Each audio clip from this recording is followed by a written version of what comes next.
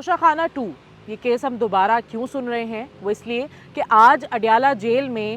Case کی سماعت ہوئی، جس میں توشہ خانہ 2 کیس میں سابق وزیر اعظم عمران خان اور ان کی اہلیہ بشریٰ بی بی کو مجموعی طور پر 17 سال قید کی سزا سنائی گئی ہے اور ساتھ ساتھ 1,64,00,000 روپے کا جرمانہ ادا کرنے کا بھی حکم دیا گیا ہے۔ توشہ خانہ 2 کیس کیا ہے؟ اس سے پہلے آپ کو یاد ہوگا کہ توشہ خانہ کا بہت زیادہ ذکر رہتا تھا، لیکن وہ توشہ خانہ 1 تھا جس کا ٹرائل جو ہے وہ مکمل ہو چکا ہے، جس کے بعد اسی سال 2025 میں نیب نے ایک ریفرنس دائر کیا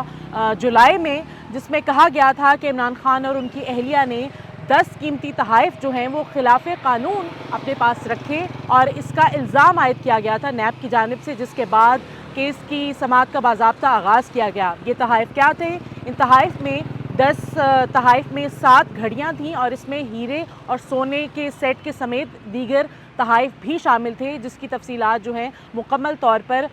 سامنے نہیں آئیں، لیکن 10 جو ہے قیمتی تحائف تھے۔ اس کا ریفرنس دائر کیا گیا جس کے بعد کیس کی سماعت ہوئی اور آج جو ہے وہ 2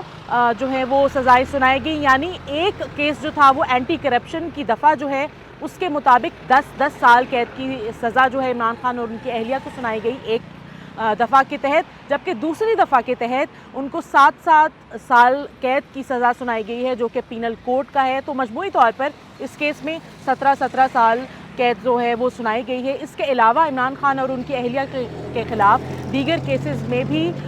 جو ہے کچھ میں یا تو سزا سنائی جا چکی ہے، جبکہ کچھ کا جو ہے وہ ابھی